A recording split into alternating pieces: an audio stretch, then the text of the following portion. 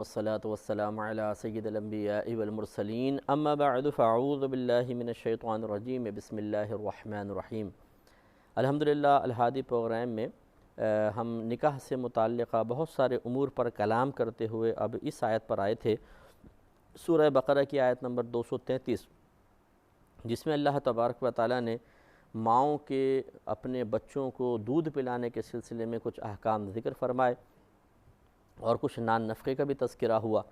تو ابھی تک جتنا ہم بیان کر چکے ہیں، 2 پروگرام اس پر ہمارے ہو چکے ہیں، اس کا خلاصہ یہ ہے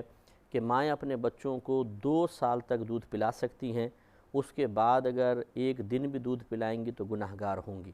کیونکہ اللہ تبارک و تعالیٰ نے 2 مکمل سال کی قید لگائی ہے۔ ارشاد ہوتا ہے کہ والوالدات یرضعن اولادہن حولین کاملین، کہ مائیں اپنی اولاد کو 2 سال تک دودھ پلا سکتی ہیں۔ تو جب 2 سال کی مدت اللہ نے بیان فرما دی تو اس کا مطلب یہ ہوا کہ اس سے آگے اب دودھ پلانا ناجائز ہو جائے گا۔ دوسرا، ہم نے آپ کی خدمت میں عرض کیا تھا کہ اگر بچہ ماں کے دودھ کے علاوہ بھی کوئی چیز قبول کر کے اپنا گزارا کر سکتا ہو، مثلا کسی دائی کے دودھ پہ گزارا کر سکتا ہو، یعنی دائی اگر دودھ پلائے تو بچہ اس کو قبول کر لے، یا بعض اوقات خالہ ہوتی ہیں، پھپھیاں ہوتی ہیں، وہ دودھ پلا دیتی ہیں خاندان میں اور بچہ اس کو قبول کر رہا ہے، یا اسی طریقے سے بعض اوقات ڈاکٹرز جو ہیں وہ بچے کی ویکنس وغیرہ دیکھ کر کچھ ایسے دودھ لکھ کر دے دیتے ہیں، ڈبے کے دودھ ہوتے ہیں باہر کے، کہ اس کو پلائیں تو بچہ ذرا جان پکڑے گا، صحت پکڑ لے گا، اور بچہ اس دودھ کو قبول بھی کر رہا ہے۔ خلاصہ کلام یہ ہے کہ ماں کے دودھ کے علاوہ اگر بچہ زندہ رہ سکتا اور اس کی نشو و نما متاثر نہیں ہوگی تو پھر ماں پر دودھ پلانا واجب نہیں ہے۔ اس لیے اللہ تعالیٰ نے یعنی یہ مسئلہ اسی آیت سے نکلا کہ اللہ نے فرمایا کہ لمن اراد ان یتم الرضاع، یہ 2 سال کی مدت پوری کرنا اس شخص کے لیے ہے کہ جو دودھ پلانے کی مدت کو مکمل کرنے کا ارادہ رکھتا ہو۔ اس کا مطلب یہ ہو اگر شوہر مکمل کرنے کا ارادہ نہ رکھتا ہو تو وہ روک سکتا ہے اپنی بیوی کو۔ تو اگر عورت پہ دودھ پلانا واجب ہوتا، وداؤٹ اینی کنڈیشن واجب ہوتا، تو پھر شوہر اس کو روک نہیں سکتا تھا، کہ واجب سے روکنا شوہر کو بھی گناہ گار کر دیتا، حالانکہ اللہ تعالیٰ اس کو اجازت مرحمت فرما رہا ہے۔ ہاں، یہ الگ بات ہے کہ جب بچہ صرف ماں کا دودھ ہی قبول کرے اور کسی قسم کا دودھ قبول نہیں کر رہا، تو اب چونکہ ماں کے دودھ نہ پلانے کی صورت میں بچے کی جان جانے کا اندیشہ ہے، تو پھر ماں کو مجبور کیا جائے گا کہ وہ دودھ پلائے۔ اور پھر اللہ تعالیٰ نے شوہروں پر نان نفقے کا حکم بیان فرمایا کہ اس شوہر پر چاہیے کہ اپنی بیوی کو نان نفقہ فراہم کرے، اسے رزق دے۔ رزق کا اطلاق جو ہے ہر اس چیز کے اوپر ہوتا ہے کہ جس پر انسان کی بقا موقوف ہوتی ہے، کھانا ہے، پینا ہے، مکان ہے اور لباس ہے، لیکن اللہ تعالیٰ نے لباس کا علیحدہ ذکر فرما دیا، اگرچہ رزق میں ہی وہ بھی آ سکتا تھا۔ ارشاد فرمایا کہ وَعَلَى الْمَوْلُودِ لَهُ رِزْقُهُنَّ وَكِسْوَتُهُنَّ بِالْمَعْرُوفِ، اور باپ پر ان ماؤں کا رزق اور ان کے کپڑے واجب ہیں بالمعروف، حسب طاقت، یعنی اگر وہ اعلیٰ درجے سے تعلق رکھتا ہے، مالدار ہے تو مالداروں والا نفقہ دے، درمیانہ اوسط درجے کا ہے تو درمیانے درجے کا نفقہ دے، اور اگر غریب ہے تو غریبوں والا نفقہ دے، کیونکہ لا تکلف نفس الا وسعها، اللہ تعالیٰ کسی جان کو اس کی ہمت سے زیادہ آزمائش میں مبتلا نہیں کیا جاتا۔ اگر ایک غریب شخص کو اللہ تعالیٰ مکلف بنا دیتا کہ وہ مالداروں والا نفقہ اپنی بیوی کو فراہم کرے تو بیچارہ وہ تو پھنس جاتا، وہ دے تو سکتا نہیں، لازم بات ہے کہ اس کے نام اعمال میں مسلسل گناہ لکھا جاتا، وہ گناہ کبیرہ کا مرتکب ہوتا، اور یہ شریعت اس چیز کو پسند نہیں کرتی۔ اللہ تعالیٰ ایسے احکام جاری نہیں فرماتا جس سے بندے آزمائش اور مشکل میں گرفتار ہو جائیں، بلکہ اللہ تعالیٰ ہمارے ساتھ آسانی کا ہی ارادہ فرماتا ہے۔ پھر مزید جو ہم نے آپ کی خدمت میں بات ذکر کی اسی کا اعادہ ہے دوسرے الفاظ میں کہ لا تضار والدۃ بولدہا، کہ ماں کو اس کے بچے کی وجہ سے اذیت نہیں دی جائے گی، ضرر نہیں پہنچایا جائے گا۔ مراد یہ ہے، ہم نے بتا دیا تھا آپ کو کہ مراد یہ ہے کہ ماں کو مجبور نہیں کیا جائے گا کہ وہ بچے کو دودھ پلائے۔ یقیناً یہ اسی صورت میں ہوگا کہ جب بچہ ماں کے علاوہ کسی اور دودھ پر اکتفا کر سکتا ہو، کسی اور دودھ پہ گزارا کر سکتا ہو، اور ماں نہیں چاہ رہی ہے اس کو دودھ پلانا، تو ماں کو پھر فورس نہیں کیا جا سکتا کہ وہ دودھ پلائے۔ اور اس میں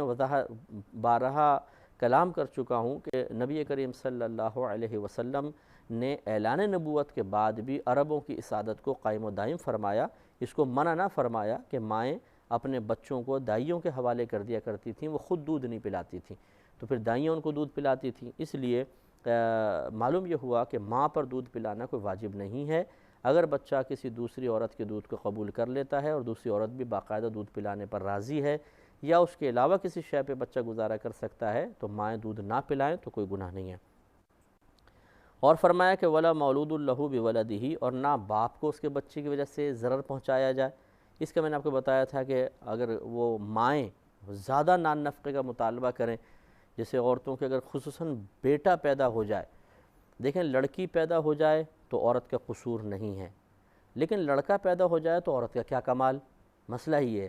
لڑکی پیدا ہو جائے تو سارے عورت کو دھتکارتے ہیں، اور لڑکا پیدا ہو جائے تو وہ ماں وہ پھولی نہیں سماتی اور ایسا وہ اکڑ اکڑ کے گھومتی ادھر سے ادھر، جیسے تو اس نے لڑکا پیدا کیا ہے، اگر چاہتی تو لڑکی بھی پیدا کر سکتی تھی لیکن لڑکا پیدا کر دیا۔ اور عموماً ہمارے گھروں میں ایسے ہی ہوتا ہے کہ پھر بہو کی ایک دم عزت بن جاتی ہے اور زیادہ اس کا خیال کیا جاتا ہے۔ اگر ایک بہو کے بیٹیاں ہیں اور ایک بہو کے لڑکا پیدا ہو گیا تو پورا خاندان اس کو عزت کی نگاہوں سے دیکھنا شروع کر دیتا ہے، حالانکہ میں جملہ عرض کر چکا ہوں کہ نہ اس ماں کے جس کے بچی پیدا ہوئی اس ماں کا کوئی قصور تھا، اور اگر اس کے لڑکا پیدا ہوا تو اس ماں کا کیا کمال؟ یہ تو اللہ تبارک و تعالیٰ کی تقسیم ہے، جس کو چاہے لڑکے دے، جس کو چاہے لڑکیاں دے، جس کو چاہے دونوں دے اور جس کو چاہے دونوں نہ دے، یہ اللہ کی مرضی ہوتی ہے۔ لیکن اب ہوتا یہ ہے کہ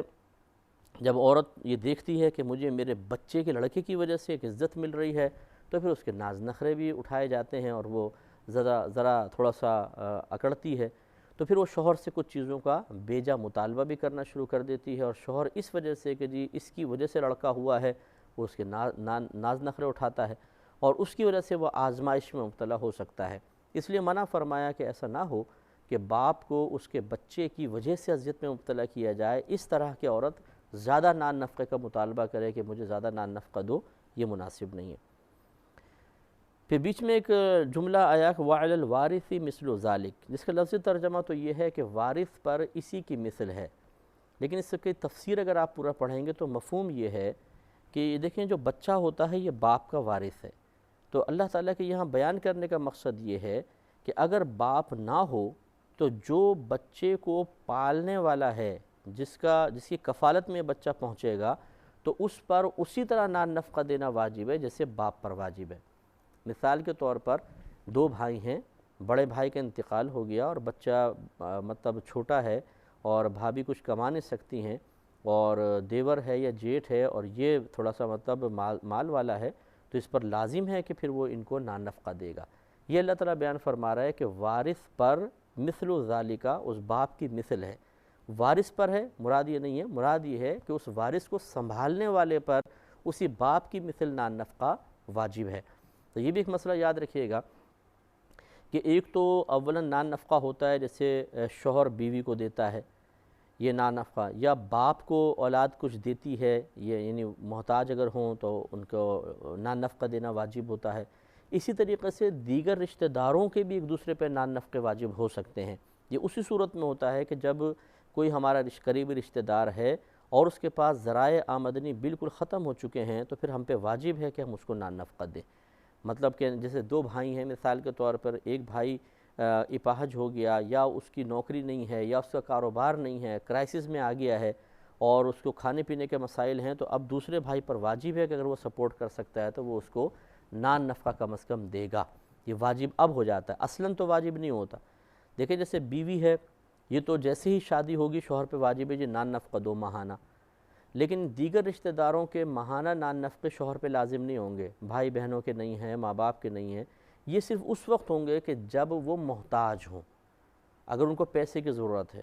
اس کے پیسے کے علاوہ کوئی اور ان کے پاس آمدنی کے ذرائع نہیں ہیں، تب واجب ہوگا۔ لیکن بیوی کا ایسا نہیں ہے، بیوی کو اگر آمدنی کے ذرائع ہوں بھی تب بھی شوہر پہ واجب ہے کہ وہ اس کو بہرحال نان نفقہ دے گا۔ پھر آگے ارشاد فرمایا کہ فَإِنْ أَرَادَ فِصَالًا عَنْ تَرَادٍ مِّنْهُمَا وَتَشَاوُرٍ فَلَا جُنَاحَ عَلَيْهِمَا۔ پھر دیکھیں اسی مضمون کا ایک اور نئے الفاظ کے ساتھ اعادہ ہے۔ اللہ تعالیٰ فرماتا ہے کہ پس اگر ارادہ کریں یہ دونوں، یعنی میاں بیوی، کس چیز کا؟ فصالاً، بچے کے دودھ چھڑانے کا، عن تراد منہما و تشاور، باہم رضامندی سے اور باہم اپنی مشاورت سے، فلا جناح علیہما، تو ان دونوں میاں بیوی پر کوئی گناہ نہیں ہے۔ اس سے بھی ہمارے دیکھیں وہی جو فقہا نے مضمون بیان فرمایا، مسئلہ بیان فرمایا کہ ماؤں پر اپنے بچوں کو دودھ پلانا واجب نہیں ہے۔ تو اب معلوم یہ ہوا اللہ تعالیٰ نے پھر اس کا اعادہ فرمایا کہ اگر میاں بیوی دونوں راضی ہو جائیں اور وہ کہیں گے چلو ٹھیک ہے ہم تم دودھ نہیں پلاؤ بلکہ کسی دائی کو لگا لیتے ہیں جو دودھ پلائے گی، اور دونوں میاں بیوی راضی ہو گئے ہیں تو کوئی اس میں حرج نہیں ہے۔ اچھا، اسی طریقے سے میں نے پہلے آپ کو بتایا کہ اگر عورت دودھ نہیں پلانا چاہتی اور بچہ کسی اور ماں کے کسی اور عورت کے دودھ پر پل سکتا ہے، گزارا کر سکتا ہے، تو شوہر اس کو جبر نہیں کر سکتا ہے۔ لیکن یہاں جو صورتحال بیان ہو رہی ہے وہ یہ نہیں ہے کہ اگر بھئی میاں راضی ہو تو عورت دودھ پلانا چھوڑ سکتی ہے، میاں راضی نہ ہو تو واجب ہے، یہ کہنے کا مطلب نہیں ہے، بلکہ مطلب وہی ہے جو ہم نے آپ کی خدمت میں عرض کیا کہ عورت پر اصلاً دودھ پلانا واجب نہیں ہے۔ ہاں اگر بچہ اس کے دودھ کے علاوہ کسی اور عورت کے دودھ کو قبول نہیں کر رہا اور کوئی اس کے پاس ذریعہ نہیں ہے تب واجب ہوگا۔ اب یہاں جو صورتحال ہے وہ یہی ہے، یقیناً دودھ چھڑانا اسی وقت ہو سکتا ہے کہ جب کوئی بچہ کسی اور چیز پر گزارا کر رہا ہو۔ بعض بچے ایسے ہوتے ہیں کہ 1 سال تک ماں کا دودھ پیتے ہیں، اس کے بعد وہ روٹی کھانے لگ جاتے ہیں، بعض ایسے ہوتے ہیں، اور غذائیں جو ہمارے ہاں مختلف قسم کی لکوڈ چیزیں ہوتی ہیں وہ بچے کو کھلانا شروع کر دیتے ہیں اور بچہ دودھ خود ہی چھوڑ دیتا ہے۔ تو یہ اللہ تعالیٰ کے کہنے کا مقصد ہے، مقصود الہی یہ ہے کہ اگر ماں باپ یہ سمجھتے ہیں کہ اب بچے کو دودھ پلانے کی حاجت نہیں ہے، 1 سال ہو گیا، 1.25 سال ہو گیا، بچہ دوسری چیزیں کھا رہا ہے، پی رہا ہے، تو وہ بالکل دودھ چھڑوا سکتے ہیں، اس میں کوئی گناہ نہیں ہے۔ اس سے بھی معلوم ہوا کہ 2 سال کی جو مدت رضاعت بیان ہوئی ہے وہ صرف ایک لمٹ بیان کرنے کے لیے ہے، عورت پر 2 سال کو واجب کرنے کے لیے نہیں ہے کہ وہ 2 سال تک دودھ پلائے گی، بلکہ یہ ہے کہ اگر پلانا چاہے تو 2 سال تک پلائے، اس کے بعد نہیں پلائے گی۔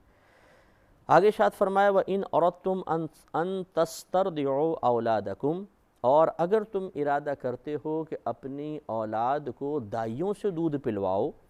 تو فلا جناح علیکم، تو پھر تم پر کوئی گناہ نہیں ہے، پلوا سکتے ہو، لیکن اذا سلمتم ما آتیتم بالمعروف، مگر جب کہ تم ان دائیوں کو حسب طاقت یا عرف کے مطابق وہ دو جس کا تم نے ان سے معاہدہ کر لیا ہے۔ تو یہ اجرت باہم طے ہوتی تھی پہلے دور میں بھی کہ بھئی اتنا اتنا دینا ہوگا تو پھر ہم بچے کو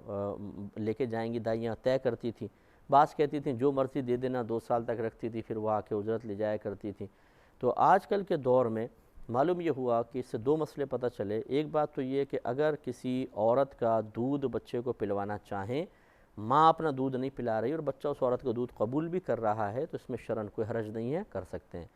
دوسری بات یہ ہے کہ جو دائی دودھ پلا رہی ہے وہ اپنے دودھ پلانے کی اجرت لے سکتی ہے، لیکن یاد رکھیں کہ یہ دودھ پلانے کی قیمت نہیں ہے بلکہ یہ وقت دینے کی قیمت ہے، کیونکہ عورت کا دودھ کوئی اس کی ملک نہیں ہے کہ وہ اپنے دودھ کو بیچ سکے کسی کو۔ یہ ہم وضاحت پہلے کر چکے ہیں کہ انسان اپنے جسم کا مالک نہیں ہے، بلکہ یہ اس کے وقت دینے کی اجرت ہے کہ وہ وقت دے گی، بچے کو سنبھالے گی، دودھ پلائے گی، تو اس وقت کے وہ پیسے وصول کر سکتی ہے۔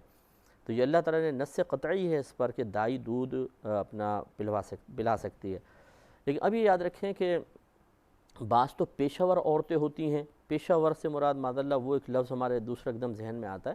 یعنی وہ ان کا کام ہی یہ ہوتا ہے کہ وہ دودھ پلاتی ہیں اور اس کی اجرت لیتی ہیں۔ میں اس لحاظ سے عرض کر رہا ہوں کہ ان کا پیشہ یہ ہوتا ہے، ذرائع آمدنی ہوتے ہیں کہ وہ دودھ پلاتی رہتی ہیں اور اس کی اجرت وصول کرتی رہتی ہیں۔ اور بعض ایسی خواتین ہوتی ہیں کہ جو باقاعدہ پیشے کے طور پہ اس کو نہیں اپناتی ہیں۔ ہاں کبھی ایسا ہوا کہ کسی نے کہہ دیا کہ جی دودھ پلانا ہے تو ٹھیک ہے، انہوں نے کہا بھی ٹھیک ہے اتنے اتنے پیسے لے لیں گے اور اس طرح کر لیا۔